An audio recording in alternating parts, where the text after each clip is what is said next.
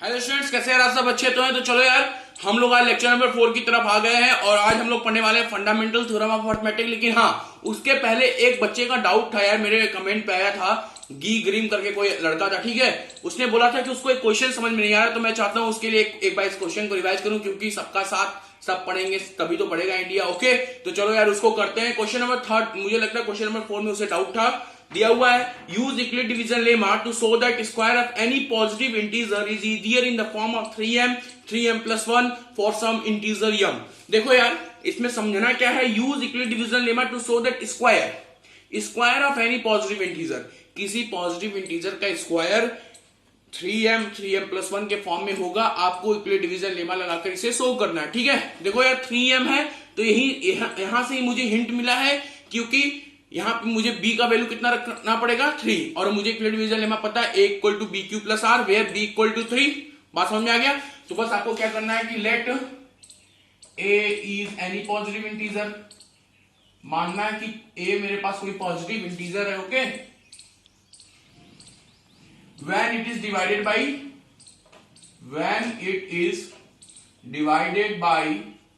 3, जब ये 3 से डिवाइड होगा तो रिमाइंडर क्या क्या आएगा? What are the possible value of reminder?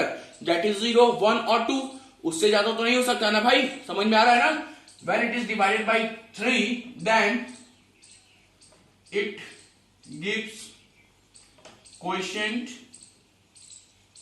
q and remainder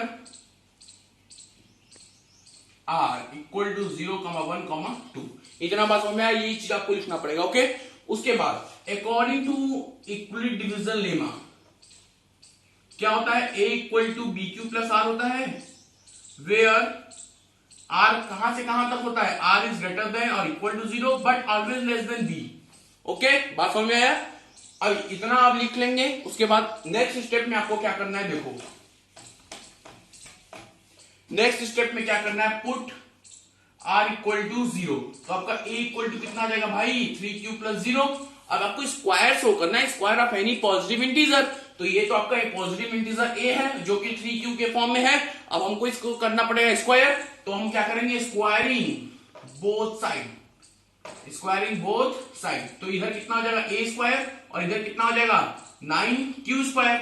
यहां से आप 3 कॉमन ले लो, तो ये कितना हो गया? 3q square. अब देखो यार, ये कोई कांस्टेंट ही तो होगा, q की वैल्यू जो होगी सबके लिए वही होगी ना, तो ये कोई कांस्टेंट होगा। तो मान लेते हैं, let 3q square equal to m। तो a स्क्वायर कितना आ गया? 3m। और यही तो शो करना था कि square of any positive integer so that in the form of 3m या 3m प्लस 1, ठीक है। तो यार r इक्वल टू 0 रखा, तो मैंने ये आ गया। अब मैं जब यहाँ पे r इक्वल टू 1 रख के दिखाता हूं आपको ना, यही पे रख देता हूं, पुट r इक्वल टू 1। तो ये कितना आ जाएगा यार? a equal to 3q plus 1। तो फिर स्क्वायरिंग बोथ साइड करोगे, क्योंकि मुझे स्क्वायर को शो करना है ना, स्क्वायरिंग बोथ साइड। तो इधर कितना हो जाएगा? a square. अब यहाँ पे देखो a प्लस b का होल स्क्वायर करेंगे हम, तो a प्लस बी का होल स्क्वायर करेंगे तो 9q square plus 1 plus 6q। बात समझ आया? a इसको मान लिया, b इसको मान लिया, तो a स्क्वायर प्लस b का स्क्वायर प्लस 2ab। बात समझ आया?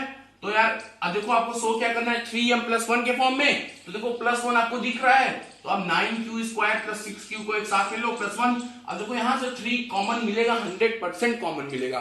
तो आप यहां से 3 कॉमन ले लो, कितना आ गया? 3q square plus 2q plus 1। अब इसको आप m मान लो, तो आपका कितना गया? 3m plus 1। ठीक है, बात समझ में आया? अब भी कोई डाउट? अगर अब भी बेटा कोई अगर आपको डाउट होगा तो प्लीज कमेंट सेक्शन में बताइएगा, मैं अपना पूरा कोशिश करूंगा। ओके, तो please pause the video to note it down. उसके बाद चलते हैं फंडामेंटल थ्योरम ऑफ अरिथमेटिक।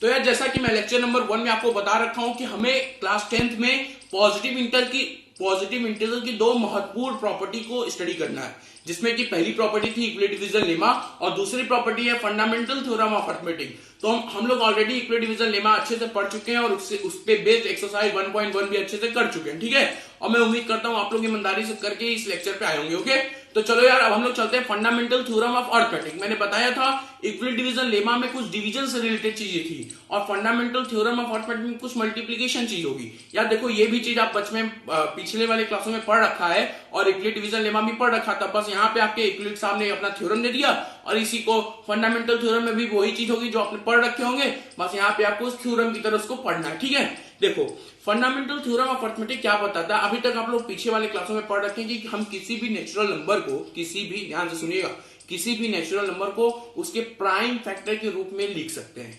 अब बात उठा यहाँ पे एक सवाल आपके मन में, किया प्राइम होता क्या है? तो वेरी सिंपल, दो नंबर होते हैं, प्राइम नंबर, कंपोजिट नंबर, ये दोनों आपस में रिलेटेड है। क्या होता है प्राइम नंबर? प्राइम नंबर उसी नंबर को बोलेंगे जो केवल अपने आप से कटे, किससे? जो केवल अपने आप से कटे और 1 से कटे, ठीक है। प्राइम नंबर किसे कहेंगे? ऐसे नंबर जो अपने आप से कटे और 1 से कटे, मतलब जिसके केवल 2 फैक्टर हो, एक तो 1 हो और एक वो खुद हो। बात समझ आया? तो सबसे छोटा प्राइम नंबर कौन होगा? जल्दी से कमेंट सेक्शन में बताना, ओके। सबसे छोटा यार 2 ही होगा ना। तो मैंने क्या बताया, प्राइम नंबर कौन से होंगे? जो अपने आप से कटे और 1 से कटे, ठीक है। और कंपोजिट नंबर कौन से होंगे? जो अपने आप से भी कटे, 1 से भी कटे और किसी नंबर से कटे, मतलब जिसके पास मोर देन 2 फैक्टर हो। बस सीधा सीधा मतलब समझो कि prime number that number which have only 2 factor, ठीक है।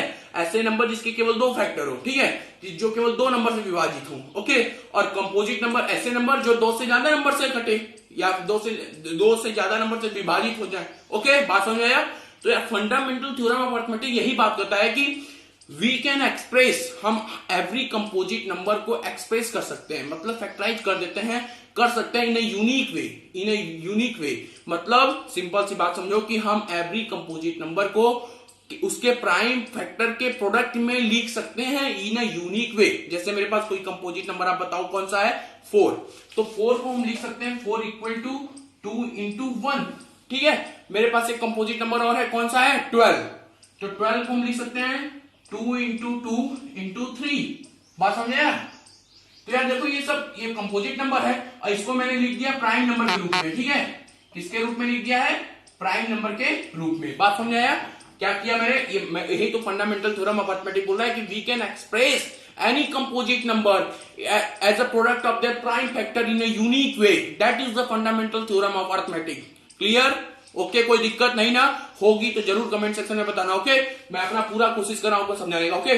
तो क्या बोलता है, कंपोजिट नंबर को हम प्राइम फैक्टर के प्रोडक्ट के रूप में लिख सकते हैं यूनिक वे में। तो देखो एक कंपोजिट नंबर मेरे पास 4 है, 4 को लिख सकते हैं 2 इंटू 2, और ये दोनों प्राइम नंबर ही तो है।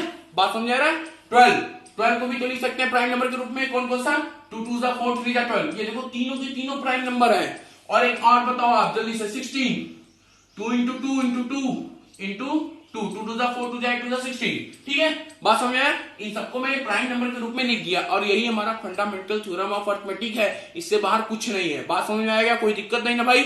तो क्या होता है फंडामेंटल थ्योरम ऑफ अर्थमेटिक, जल्दी से बताओ।